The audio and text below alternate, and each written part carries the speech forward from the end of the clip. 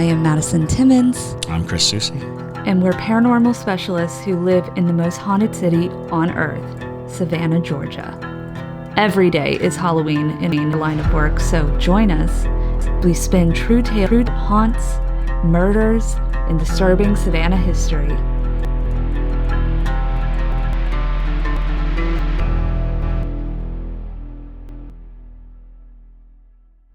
I'm Madison. I'm Chris.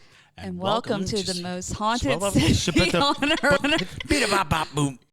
If you enjoyed today's episode, please make sure to like, comment, or subscribe if you're watching on YouTube. And if you're listening to us on Spotify or Apple Podcasts, make sure to go ahead and give us a 5-star rating so that we can continue bringing you great content. Stay spooky, y'all. Hello, and welcome back to another episode of The Most Haunted City on Earth. My name is Madison Timmons. I'm Chris Soucy. And today we are doing something a little bit fun. We are actually live streaming this episode filming for the Parajunkies. So they are going to get to see this episode happen right in real time. So very exciting. We're going to be doing a Q&A today. So if you would like to have our questions or your questions asked and answered on the podcast, definitely utilize that TikTok little button. It says Q&A at the top of our profile, and that is the best way for me to see your questions. It's all going to be in one place for me so that I will not miss them. Yep, absolutely. It's a little bit tricky with all the comments and things like that, so definitely utilize that button. But today we've got quite a few really interesting questions, and JT is going to be reading them to us, so don't worry about that. But anywho. All right, is everybody ready for our first question? Absolutely. Okay, very cool. So here we go. Chelsea Borisov asks, what I don't understand about locking mirrors is the fact you have to clean them. How does that not unlock your mirror? Is it a time thing? Thank you. Interesting question. Okay, so I think we've gotten this question a few times in the comments. Now, you see, when it comes to locking mirrors, it's not necessarily about the things that you're utilizing or the mark that it leaves. It's about the intention you're putting behind it. So everything when you're dealing with witchcraft in general is all about your intentions. So when you're saying, like, I'm locking this mirror, you're basically telling the mirror, like, you're not allowed to let entities through this. So when you wipe them, like you wipe the oil away or you wipe the holy water, moon water, whatever you're using away, it doesn't mean the lock goes away. It just means the tool that you're utilizing is just going away, but that's fine. I do recommend refreshing your locks. I usually refresh them about once a month or so, just to, make sure everything is upholding, but you want to do that with any of your wards. And that's a whole different episode we can get into is, witchcraft and warding and things like that. But absolutely. And things to remember, intent is the answer, but action oftentimes and ritual, the reason why we do ritual is to enforce the intent. The reason why we go through an action is to kind of double down on how intent we are on whatever it is that we're trying to achieve. That becomes very much a part of manifestation. You hear people talking about this. This is a huge thing right now. A lot of things about being positive and having positive notions.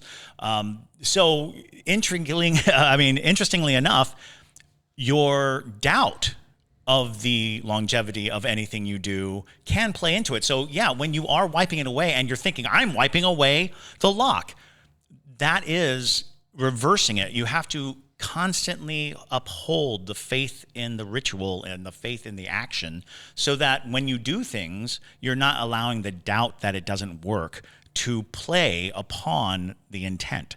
So the more potent your intent, the more potent your lock. The more potent your belief in what you're doing, the more real the effect will be. So don't doubt what you've done. It's all about doing action that enforces the belief. Absolutely. And that's a good way to put it. It really is. Everything in witchcraft is truly about how much honestly honoring your inner power and trusting yourself, how much you believe that you are able to do those things.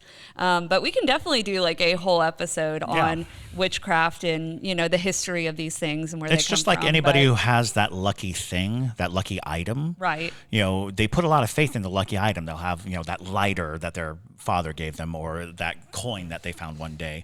They've put the intent into the item, and the item now is imbued with that power. For as long as they have faith that it protects them, it does. So, it's amazing how much power a human being has. But more amazing than that is how much power we give away through doubt and through inconsistency. Absolutely. I mean, interestingly enough, we associate certain properties with different crystals and herbs and things like that. But genuinely, you can make anything a ward if you really wanted it to be. I once saw a TikTok witch. Their name is Frankie, and Chaotic Witch Aunt. So if you like witchcraft stuff, go follow them. But they did like a little TikTok where they're like, I could literally go outside and just pick up any rock that I see, and if I tell it like you're going to protect my house, it works basically. Absolutely. And that's the best way to illustrate it. And that's also where like priests and priestesses and practitioners really get a lot of their energy, is from people who seek them out. You go to a person that you trust to have the ability to empower these things, then your faith in them becomes your faith in whatever they've done for you or what's going on. It is so instrumental in this kind of practice that you understand that ritual reinforces those things, and your belief is really at the center of the effectiveness of any of it.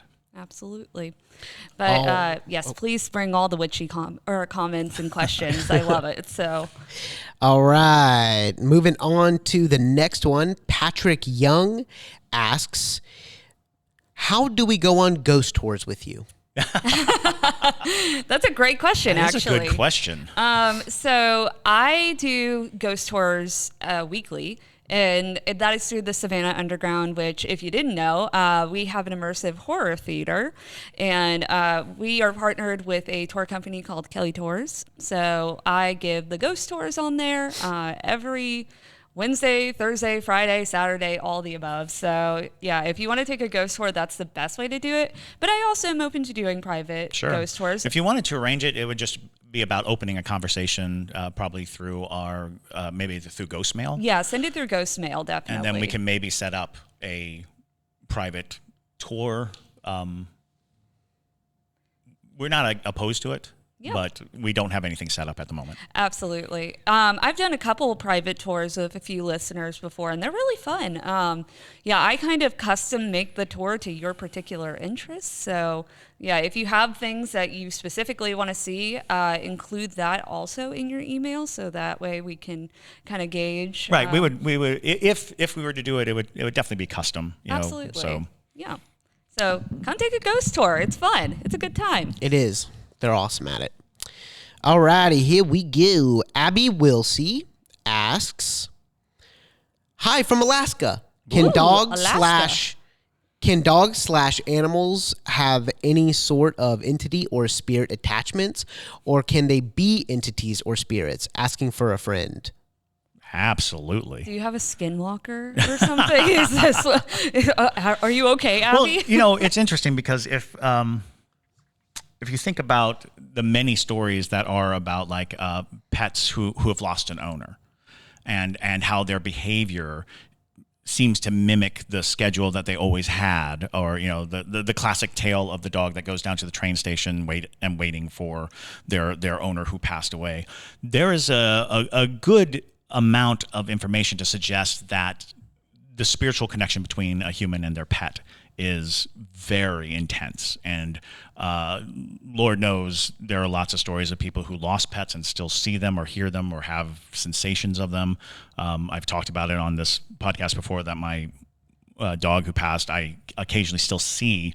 And that could just be, my heart being, missing my dog. But I do believe that the spirit realm is open to any entity that can that can impact the environment.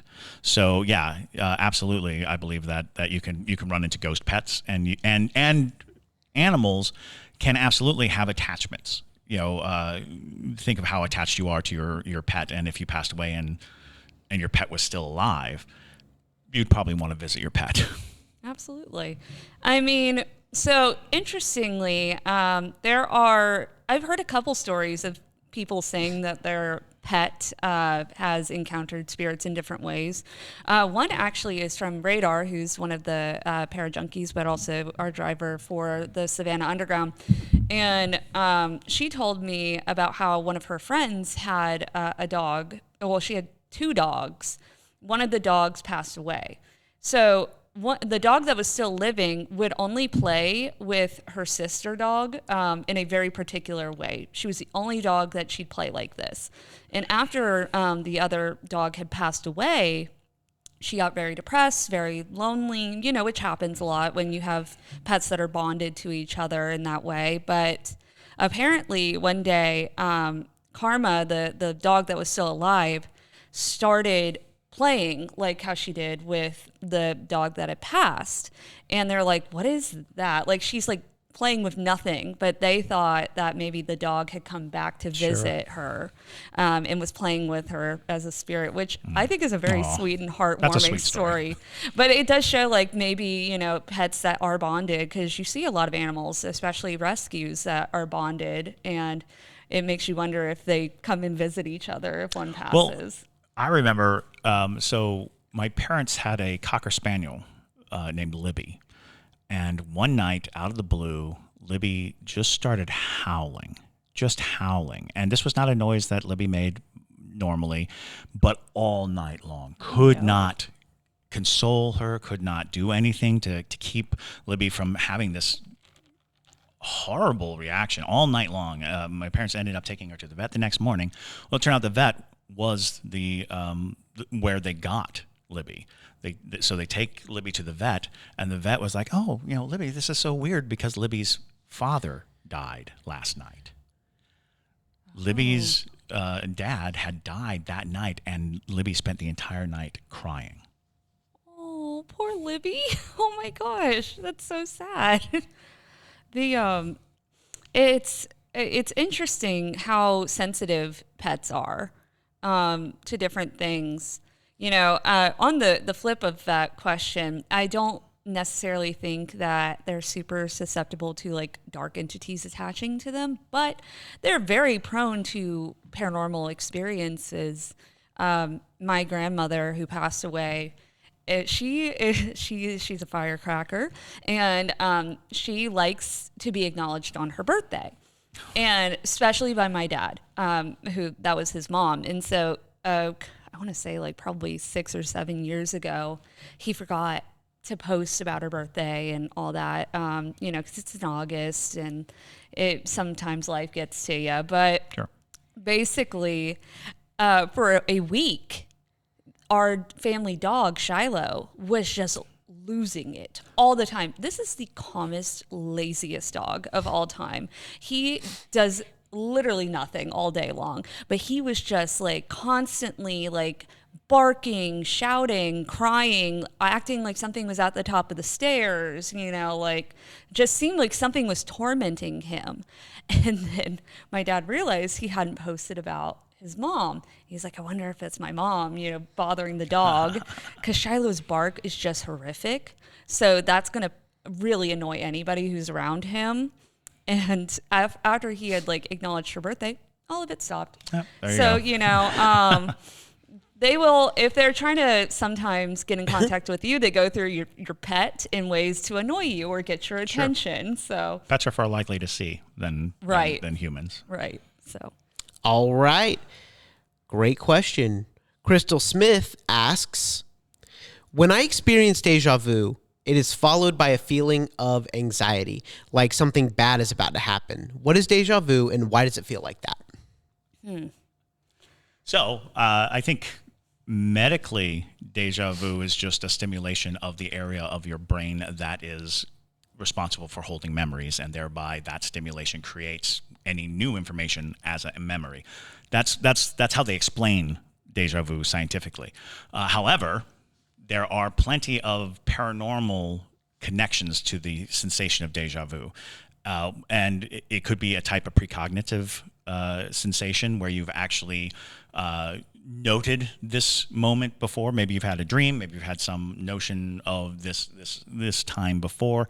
There are people who believe in time slips, which is where you basically get into a location that creates a weird loop pattern in your existence, and then that becomes a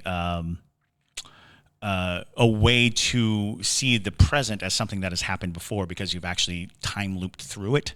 So there are lots of really bizarre notions about deja vu, but the fact that that it's accompanied by anxiety, that's not abnormal, because I think that the sensation of, oh my God, this has happened before, is so strange, because in most cases of deja vu, you actually don't know what's happening next. You only have the sensation that it's happened before.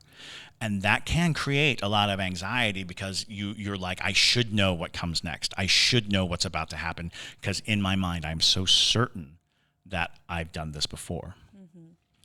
And there's also instances, I know I personally used to have this a lot when I was a kid, is I'd have really intense deja vu, but it was always for situations where something horrible happened. Like, I would remember it from dreams or things like that, where I'd be like, this happens, and then there's like a massive fire or something, you know? And so I felt anxiety because I was worried, like, oh, are we about to encounter a massive fire or whatever it was? So I wonder if that's kind of the same way with you, because, you know, brains are weird, and so weird. They're very complex. And so, you know, you might be getting that deja vu sensation and only part of it is correct, or, you know, something changed and it didn't end up ending the way that you remembered it ending. So right, we tend to fill in the blanks. I mean, right. That's one of the hardest things about ghost hunting, is our brains will constantly fill in blanks. And so, like, even sitting in the dark and looking around, and you see something, or you can't completely figure out what it is, your brain's like, I got it. Right. I'm going to make a face out of that. It's like, please don't. Don't do that. I'm not ready for that. I'm like, no, it's a face. Trust me. So, yeah, your brain will sometimes be actively trying to fill in the answer of what comes next, or already had. Like, you were given some brief glimpse of the future, and then it was like, oh, well, what happened next was explosion. Right. And so then you're sitting there waiting for that explosion. Yeah. And, you know, the thing is with people who have that type of ability to see moments in the future, there still is choice in existence. There's still free will. Things can change. That's why I never trust personally when people say this is going to happen to you for certain, or, you know, you're for sure going to have this happen, because we go through life and have choices, and that lead to different paths. So anytime, you know, you think that there's something inevitably going to happen, it could change it at the flip of a hat. So what you could have saw could have been one of the outcomes, you know. Oh, absolutely. But it doesn't mean that it has to end up that way, if that makes any sense. But, you know, I always like to include that, like, you know, it's nothing is for certain. That's just something, you know, to at least ease your anxiety. Right, absolutely. Everything is colliding all at the same time.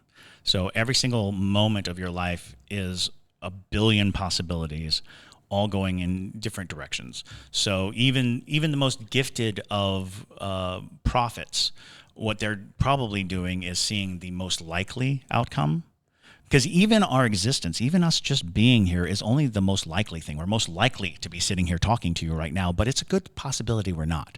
There's actually more evidence that we aren't sitting here talking to you right now than there is that we are. Because, well, that's physics. That's how it works. Because the overwhelming amount of possibilities versus one. And that becomes the big question. how do we know what exists and what doesn't exist, and how can we nudge things into the proper existence, which pulls back to that idea of altering the reality we live in through magic, through ritual, through all these things, because all possibilities exist simultaneously. We just have to be aware of the possibility that we're in at the moment. And right now we are under, a vast perception. Everybody's agreed that this is happening. We've all agreed on this one event. Could we change that? Could we have a better perception or stronger perception than everyone else? It's possible, but it takes work. Mm-hmm. Whoa, that was psychedelic. Goodness gracious. I was like, all right. Yes. It's like making me think so, like, a nice deeply. Sunday morning Right. crisis. Hey, it's daylight savings. I'm still asleep. So. All right. Here we go. Eleanor Austin 796 asks, not quite sure how to phrase this. Was or can a poltergeist have ever been a living person? Are they considered ghosts? Wow. That's a good question. Well, and unfortunately, I think poltergeists have become this notion of not being a human, being a kind of spiritual entity force that is just basically rattling things, moving things, almost like a tidal wave in a location of spiritual energy that is just calamity and causing calamity, which then brings up the next question: could it be an entity? Absolutely, could be an entity being misdiagnosed as a poltergeist, only because we use the word poltergeist to mean not human. I think the actual definition of poltergeist is noisy ghost, noisy spirit. And somewhere along the way, somebody just decided that, well, the classic poltergeist is in fact just a spiritual energy that causes things to fall over, to clatter, to ring.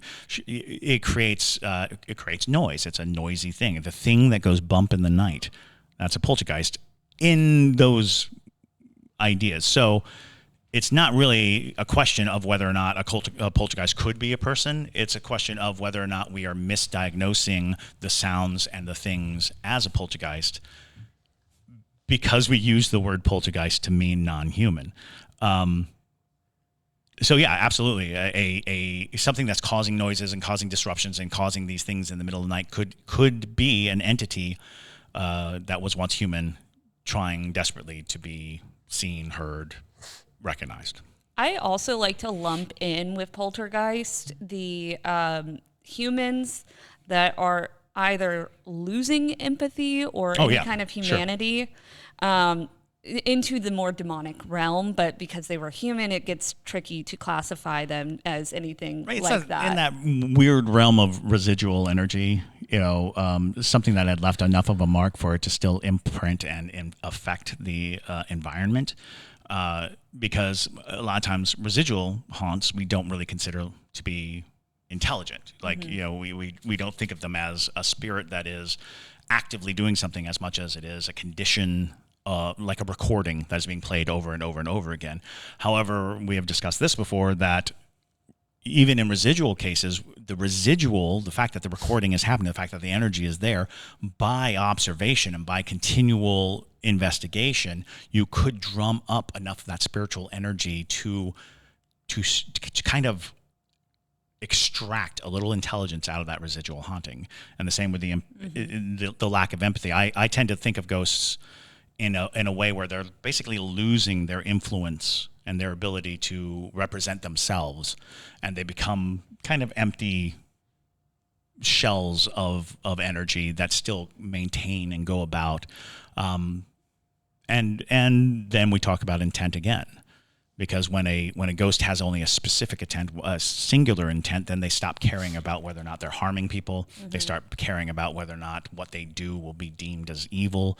They are just so intent on having whatever it is that they wanted that they lose sight of human interaction, and they become dangerous and thereby demonic by definition, dangerous to humans, corrupting entities. Like JT and I's favorite ghost story, Bloody Mackenzie. Bloody Mackenzie. You know, he's a really great example of that. He is technically, by a lot of paranormal investigators, classified as a poltergeist, but he's the perfect example of somebody who was human, who already had very little empathy or humanity, like if any at all. And now in the afterlife, he is only got more intense.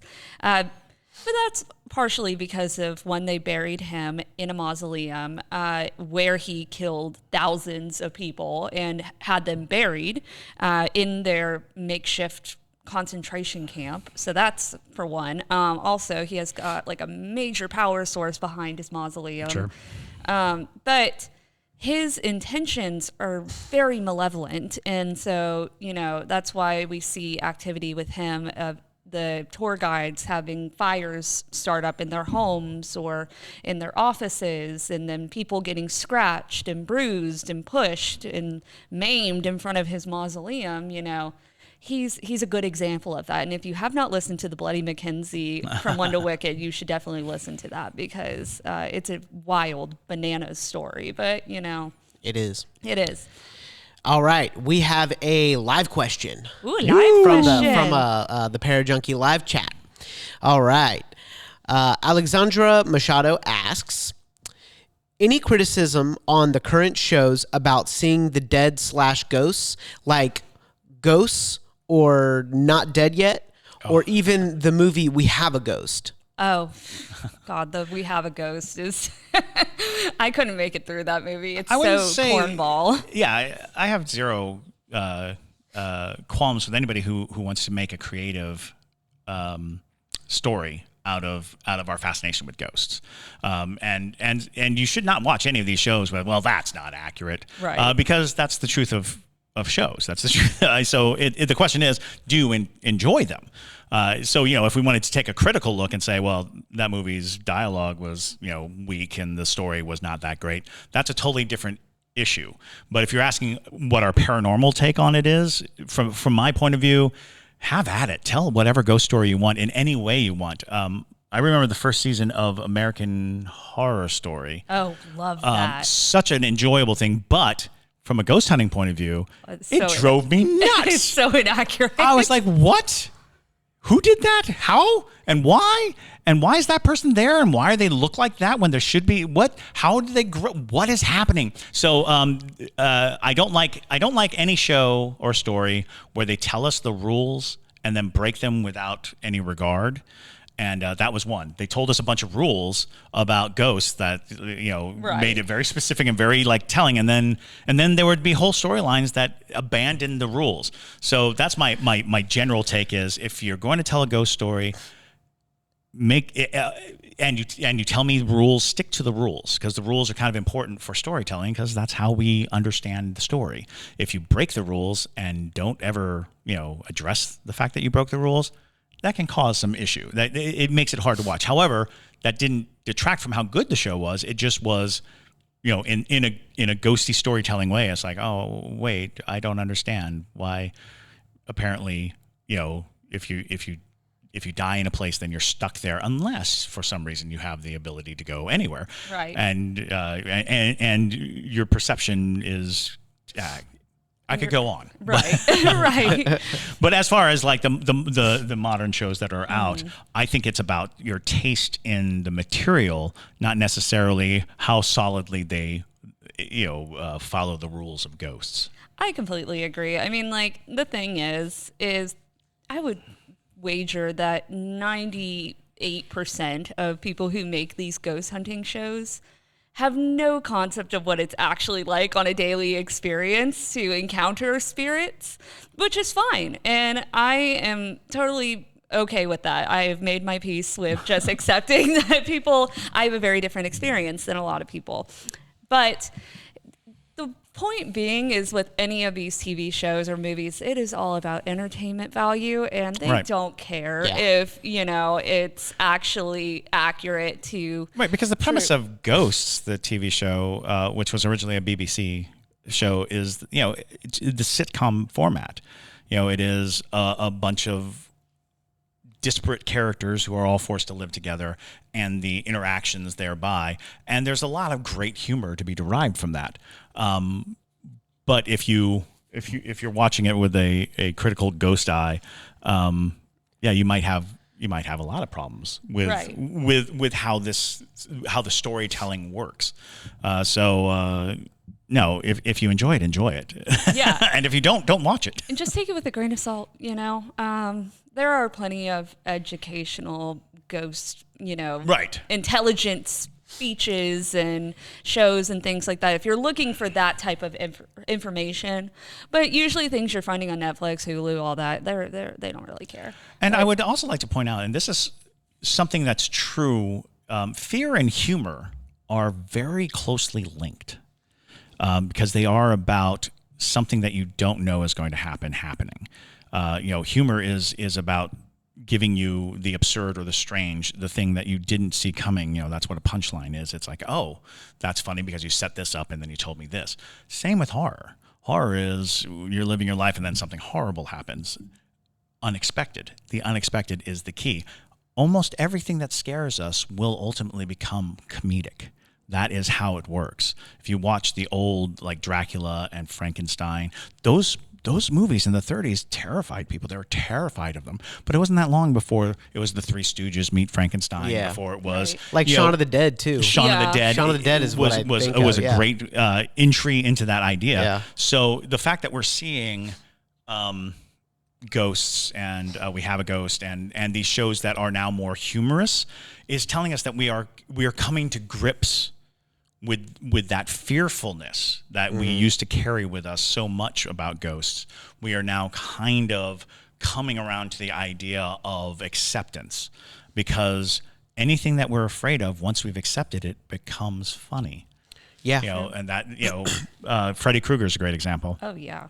Freddy Krueger was super scary in the first Nightmare on Elm Street, but he became more and more of a comedic entity. Yeah, he did, didn't he? Mm-hmm. He did. Over the series. And that is because one of the strongest ways to combat fear is by laughing at it. It's true. Yeah.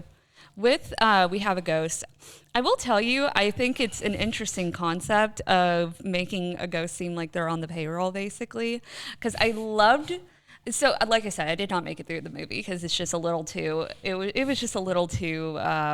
messy for my particular taste. Yeah, but the Haunted Mansion is like one of your favorite movies. Listen, I am an unashamed Disney adult. Leave me alone. Well, they're coming out with a new one. Yes, they Is it are. a series or is it just I have no idea, a but Disney Plus They'll movie? ruin it. Yeah, They'll will. ruin They it. will. They're like the new Exorcist. They're coming out with the new Exorcist. I'm like, they're gonna ruin that. I don't think they're going to ruin Haunted Mansion, to be honest. I really Really? hope they don't. And the only reason I say that is because it's one of those interesting things where course correction seems to be a lot of the construct with Disney and that enterprise. And I want to say, although the Muppets Haunted Mansion was not good. Yeah, I'm telling you, Trash. with The Exorcist, it's like you can't remake a perfect movie. Like if someone tries to remake Jaws, I don't care if someone gave me $40 million, $50 million and said, go remake Jaws, I'd be like, absolutely not. I'll make Jaws.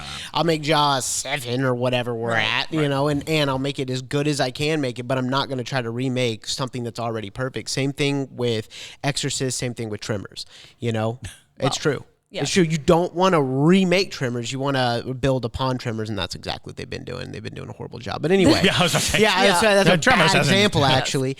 But yeah, with We Have a Ghost, I actually thought that yes, we didn't finish it, but I thought that it was pretty decent just solely off of how they were portraying the ghost, because it's very Haunted Mansion. That's what a lot of people liked about Haunted Mansion, is how, fun and cartoony. It definitely played out like a kid's movie. Well, and and movie. correct me, I have not seen We Have a Ghost yet, but correct me if I'm wrong, he can't speak. He doesn't. Yes. he he can't speak. can only And moan. I want to say that alone kind of gives it a step away from the highly communicative ghosts Yes. that we've been seeing in so many things, where they show up and they're able to just tell you Right. what's going on. Because in so many instances, like in a good ghost story, if you see a ghost, it's not like, well, hello, my name is Roderick and I was killed 24 years ago in this very spot, and it's a mystery. you don't know who it is, you don't know why they're there, you don't understand, and trying to understand why they're there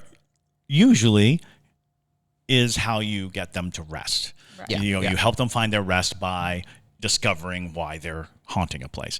Because in most cases, ghosts are, I saw something in the corner of my eye, I saw a man there, I saw this. There's very rarely the true boogity boogity where somebody just comes out and is like, boogity boogity, and you're like, oh, well, I see clearly that he's wearing a bowling shirt. Perhaps he was a bowler. And so that And you haven't seen the movie? I haven't seen the movie. Okay. Yeah. But I will, to defend the Haunted Mansion. Okay, let me tell y'all. From a standpoint of Disney, Disney, if you go into like the way back days, like to the Black Cauldron, Disney likes to get dark at times. That's true. But they entered an era where they did not get dark for a long time. And so for us spooky children, like myself, I lived for the Haunted Mansion ride. I lived really close to Disney, in a day trip kind of way. And so I went to Disney often, and I loved how spooky it was. And so when they made a movie with Eddie Murphy, who's just amazing in whatever he does, and so, it brought to life a perfect blend of children who like spooky things, but also are a little afraid of things. It was perfect. But if you do like the Haunted Mansion, there is a podcast. It's 20 minutes. It is literally just like 1 or 2 episodes or something long, but they base it off of the actual storyline with the ride. The ride is a totally different storyline than the movie. Right, and I think that was the one criticism from the movie was that they did not follow that story, because there is a very specific storyline, and it does include like an immense amount of storytelling. Yes. Because there's a lot going on. So, it definitely was one of those things where, and it was a precursor to Pirates, right? Mm-hmm. It came out before Pirates of the Caribbean. It did. Yep. Yeah. So that puts it in this interesting place, because without it, I don't think Pirates of the Caribbean would have existed, because they were basically taking a ride and turning it into a feature film. And Pirates of the Caribbean, there's a story to Pirates of the Caribbean. There is. The ride that you don't really see. You see moments from the ride, but there is, it's such a bizarre and truly, so it was about being super creative with the elements of the ride while not really paying attention. However, Haunted Mansion does have a pretty solid story. Oh, yeah. And you can go into rabbit holes of this. Now, there is a whole podcast that just does deep dives into all of those rabbit holes of the plot. But this one is specifically a story told, and they got the guy who narrates the ride to do it. Nice. God, how many podcasts about the haunted? There's one. There is one. Oh, okay. It's only one podcast. But no, this is just like, I say it's a podcast because it's literally just like a narrated story. LOL. And it's like 2 episodes, but they got the guy from the ride. So Gotcha. if you like that, go find it. It's so good. All right, we got to move on. But I will say, just before we do, we have a ghost or something, whatever the movie title is. The one thing that they got spot on was going viral for ghosty stuff. Oh yeah. That's exactly, like, watch that, and that's exactly how Madison and I are when we post like a TikTok, and it's like, 20,000 views in like a minute, and we're like, no way! We're like freaking out. Usually it's Chris talking about demons. All right, here we go. All right, Alex M asks. There we go. Alex M asks,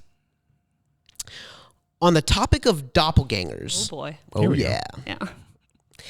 Is it possible to date a doppelganger of an ex-boyfriend? I think I'm dating my ex's doppel, and things are opposite, just on the topic of doppelgangers.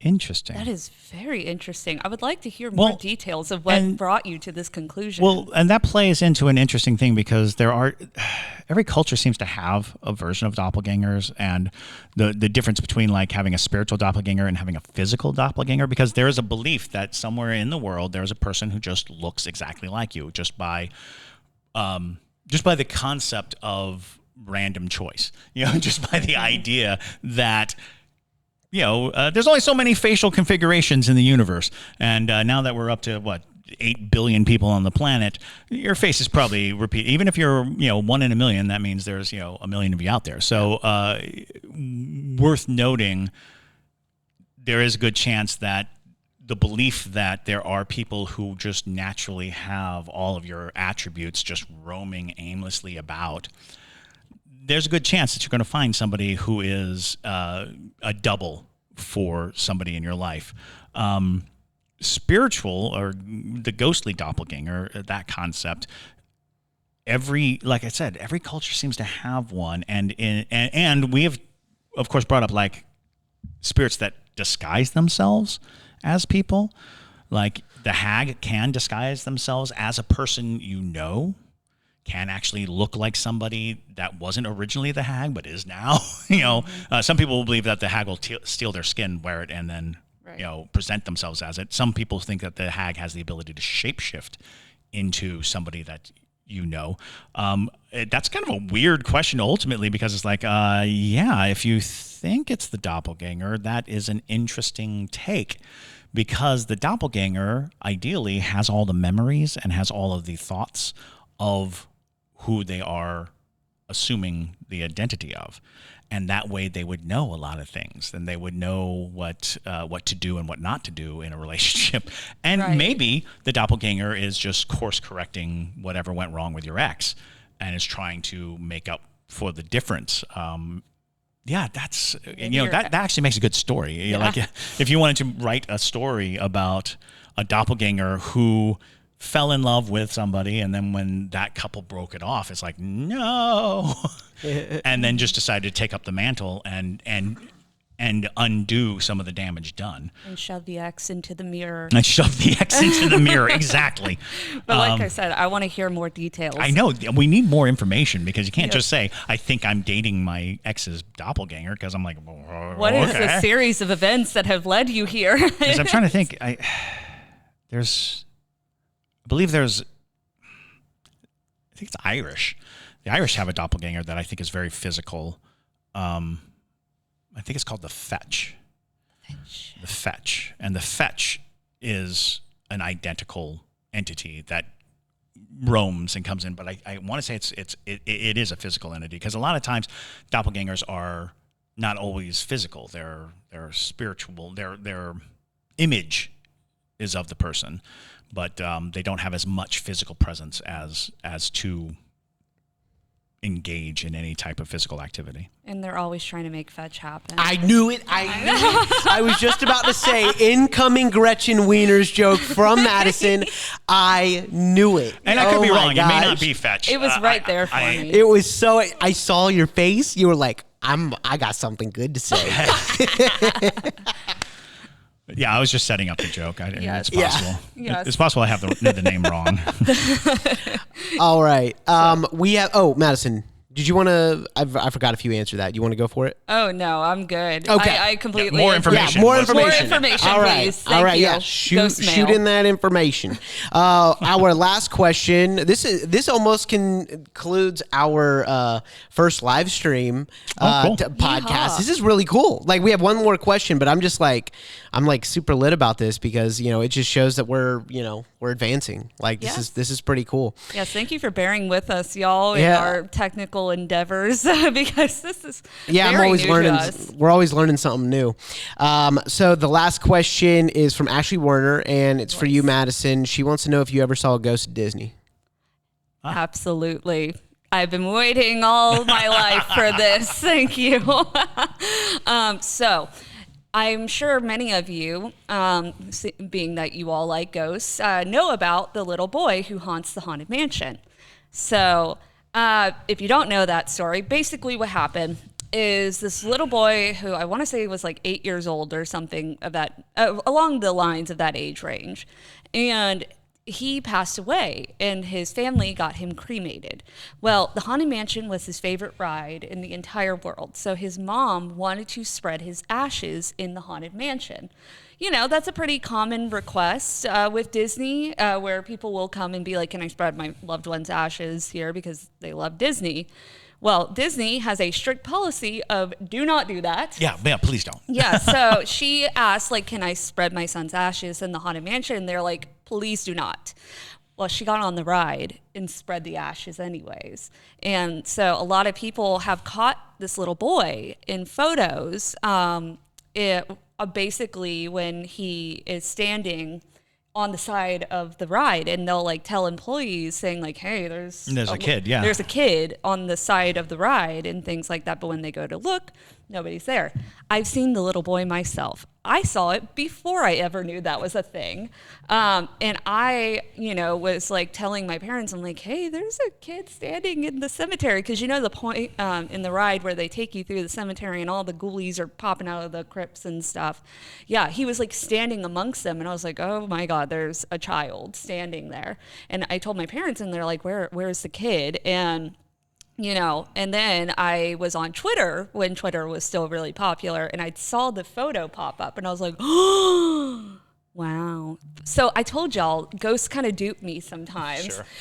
Especially when I am in my logical mindset, a set of there shouldn't be a spirit there, Right. But it's just the case. So the little boy is definitely haunting the Haunted Mansion. So there are not 999 happy hauntings anymore. There are 1,000.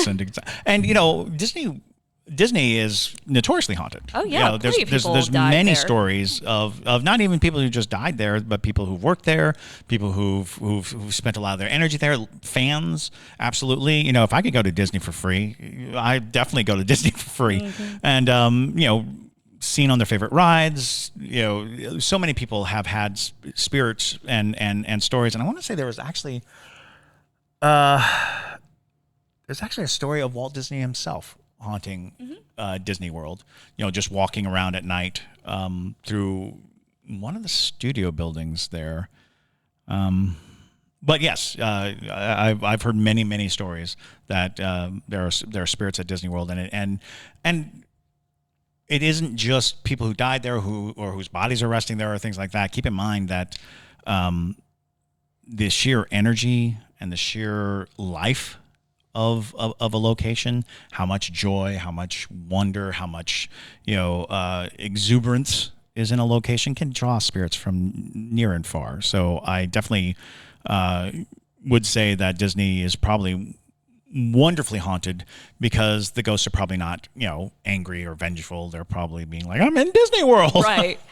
And Walt's apartment on Main Street, USA, I believe people claim is haunted by Walt Disney. I think it's a residual haunting. Yeah. The only stories I've ever heard was they see him walking. Right. He's just walking. But yeah, if you didn't know that, he has an apartment that he would stay in that's right on top of, I believe it's above Casey's, which is the hot dog restaurant. But people claim to see him. So next time you go to Disney, see if you can spot a ghost. It can be a little tricky with all the people in costumes, there's a lot of people. But thank you guys for listening to this episode. I'm so glad that all the Disney and movie questions came up. Yeah. This has been fun. But if you did have a question that we did not answer today, like I said, go utilize that Q&A button on TikTok. That, like I said, is going to be the best way for me to see it, and we will read it and answer it on the podcast. Or become a pair junkie. You can just ask it live. Exactly. Yes, if you want to join our live streams where we're filming these episodes, because we want to film a lot of the episodes live for y'all. So if you want to be a part of that, become a pair junkie over on Patreon. But with that, thank you guys so much. And my name is Madison Timmons. I'm Chris Susi. Stay spooky, y'all.